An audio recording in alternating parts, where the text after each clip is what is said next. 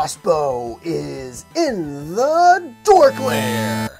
Welcome to another Dorklair action figure review. Today I'm taking a look at the Mythic Legions Thallyn Frostbow from the Soul Spiller wave. And the reason why I'm doing Thallyn next is because I put it to the Cabal and asked them who they would like to see me review next, either Thallyn Frostbow or Ragnar Stormforger, and Thallyn came out on top with Walter breaking the tie. And so here we have Thallyn Frostbow. She is a member of Xylonia's flock, and her mission is kind of like the Kalros figure I reviewed last week, to prevent the Soul Spiller, the ancient vampiric weapon, from falling into the hands of the vampires and resurrecting their god, Ilithia. So that's quite a noble quest.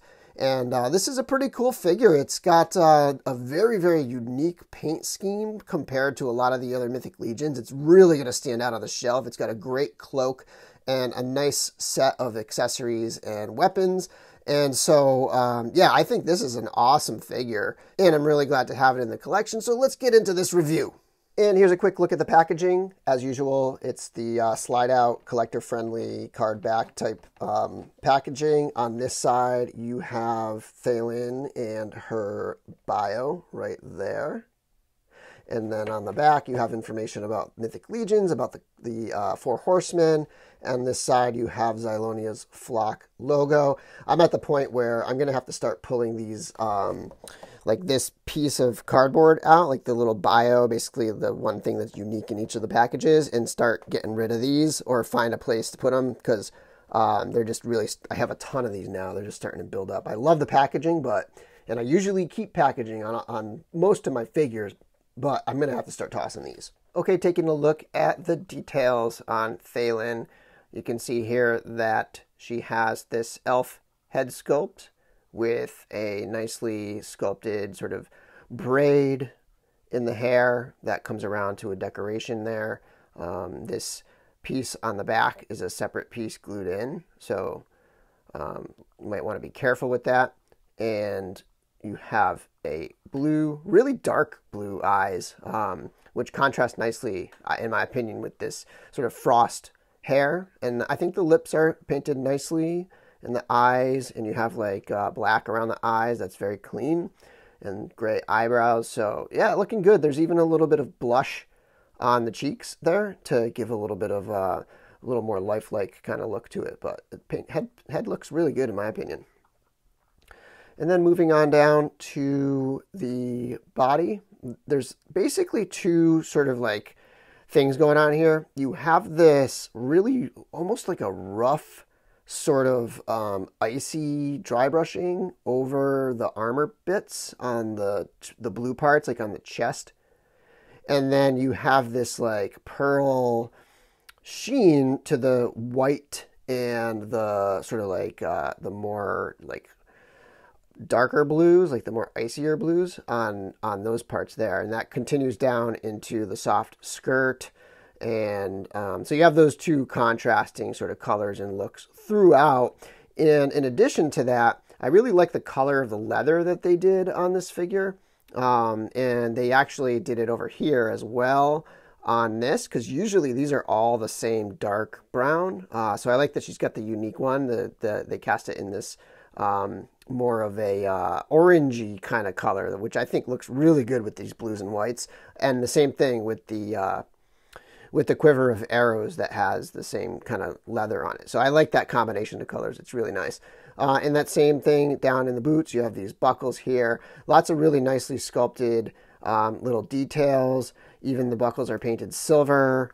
So yeah, it's looking good. I like this figure very much. And bringing in some other figures for some size comparisons. I'm going to start off with just, really it's the same figure. It's the same body type. But I thought it would be good to put Lucretia next to her, because basically if I had to pick one figure in my collection that is Thalyn's sort of archenemy, like her bad guy is going to be Lucretia, because Lucretia is, you know, part of the vampires, and they seem to be trying to find the Soul Spiller weapon to resurrect Ilithia. Okay, so you have her, and then another Mythic Legions. We have the goblin. That's the goblin builder. Pardon the darkness. She's throwing off the other colors because she's so bright, but you get a sense of size how she is next to a goblin. And then bringing in King Bromden, and you see how she looks next to a dwarf. And finally, for Mythic Legions, here is a 1.0 knight, and you can see how well she scales. His legs are a little spread here. Let me put those together so you can get a sense of the size there. So looking pretty cool next to the other Mythic Legions. And for some reason, I kind of get like a little bit of some sort of like an Asgardian thing vibe with her or something. So here's a couple Thors. So I got a big Thor. This is the Marvel Select. You can see how she looks next to him. And then I have a little Thor. This is the Mezco MCU Thor Ragnarok. So there's a couple Thors in there with Thallyn. And finally, a couple other lines. So I was messing around with this figure recently, which is a Funko Magic the Gathering Chandra. And I thought it was kind of neat that she's like the flame figure next to the frost figure. And finally, just for a little bit of size comparisons, here is a movie realization Stormtrooper, and he's kind of spread too, so he's going to stand a bit taller than that, next to Thallyn. And for accessories, Thallyn comes with this other head sculpt. This is a helmeted version. It's pretty standard. A lot of the vampires and elves come with this same helmet, but just painted in different ways. And so this one's painted in that same kind of pearl kind of shimmer throughout the silver and blue there. So really cool looking head there for a little more of an action kind of battle mode for Thallyn. She also comes with this axe right here. And this is also a very pearl kind of polished finish to it. It's got silver, and it's mostly got that pearl white, but my light's not catching it very great, but you can kind of see a little bit there that it's got that pearlness to it. So it's a nice axe here, and then she has this blade, smaller sort of dagger or almost like a bastard sword in her hand. It's a very short piece. Silver handle, again with the pearl. It's got that white blade to it, same kind of finish. And again, still keeping with that same pearl theme, you have her bow. I guess this is her Frostbow, right? She is an archer, and her name is Thallyn Frostbow. So it's got a string, and it's actually, you can do some posing with it because it's got a elastic string there, and it comes with one single arrow, so you can kind of get her posing with it. It's got on this side, actually it's on both sides, I just noticed. It's got a piece here, so you can stick it on there and have it in the shooting mode. So that's pretty neat. The arrow itself, there's a little bit of paint detail on there. Silver tip, silver shaft. It's almost like a more of a gunmetal silver on the shaft, and then it's got a frosty sort of fletching on the end. And then the quiver of arrows, I kind of showed it a little bit earlier. It's got that same kind of lighter orangey-ish leather that I like very much, mixed in with all the white, the pearl, and the sort of grayish frosty blue. And the arrows have that same kind of frosty end on the fletching. And the shoulder armor here, you can see nicely painted. There's some silver detailing lined throughout with that shimmery blue and sort of lighter kind of frost silver there with a decorative piece on the front there. And she has this strap that pretty much every single figure comes with, but I really like the fact that they changed up the color and then matched it in with the rest of her leather here. And this does have a little bit of some like weathering on there to give it a little more real world kind of look there. And finally, she comes with this brown fur cloak type thing. So it doesn't have any holes. I'm a little surprised that it doesn't have any holes to like peg in, but you just kind of tuck it in under her shoulder armor and then it drapes over her, and it's really nice. It just adds a lot of, just adds a lot of dimension to the figure and a lot of texture to your shelf with your figures. So that's it for accessories.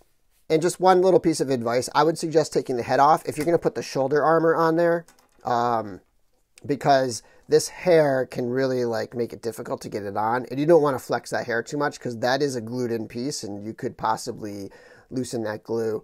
So just put the shoulder pads on like that and then pop the head back on. Okay, for articulation, I feel like I've done this a million times with all these Mythic Legions. They're all very similar in articulation. So you have a head that can look down this far and then can look up just not really very much. There's a little flex in that hair, but I wouldn't push it too far. Obviously, if you put the other head on, you're going to get a lot more articulation going upwards. So if I put the helmeted head on, you can get a look at how she looks with that on there. Looks pretty sweet. She can look up a lot more, and you get a sense of how she can move around and pose. And then the shoulders can go all the way around, and they can lift up a decent amount. So usually the 1.0 bodies can't go this far. The 2.0 bodies are definitely, they're thinner. They're definitely a little bit more articulated, even though they are still kind of limited to the single joints and stuff. So the elbow can come up a little past 90 degrees, which is decent for single joint. It also can rotate here at the top of the elbow, and it can also rotate at the forearm right there, and then the wrist is on a hinge. This armor piece gets a little bit in the way, so like it can't really hinge back too much, but it can hinge forward, and then it can spin all the way around. And getting into the torso, there's a ball joint at the top, and she can rock like this, crunching forward that much and crunching back this much, and she can turn at that point, and then she can also turn at the waist, though that's not a ball, that's just a peg, that's just a swivel right there.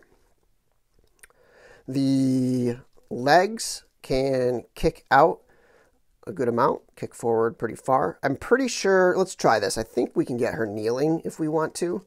We have to bring it out a bit and bring it down, and then yeah, she can pretty much kneel, which is nice. So those are the hips, and now there is a swivel at the top of the thigh. The knee can bend this far, and then at the base of the knee, you can swivel that boot as well. And the ankles can point down this far and up this far, and then you can rock them as much as you would ever need. And then the splits, she can go out as far as you could ever really need her to do for the splits, which is nice. And she's not loosening up as much as a lot of my other ones. I mean, I've only been playing with her for a day now, but she's not quite as loose as some of the other ones, which is really nice. I think these recent production runs have been sort of addressing that a little bit, because a lot of the figures can tend to be very loose. And yeah, so it's a great figure. She comes kind of loaded with weapons. It's nice when they come with a shield, but I think she has the bow, so that makes it kind of make up for not having a shield. And yeah, so I do love this head sculpt. I'm kind of torn, like they're both awesome. I guess because this one is sort of common throughout, I'll probably stick with the unmasked head. Just because it's something a little bit different on my shelf. I don't want too many of this sculpt over and over again, sort of in my display.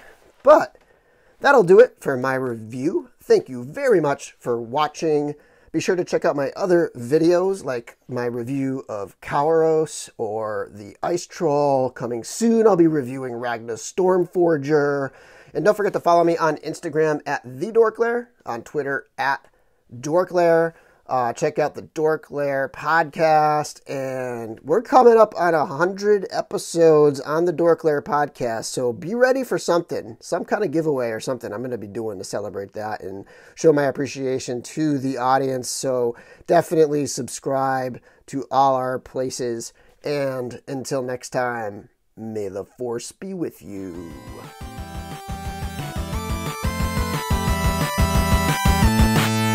Dorklair!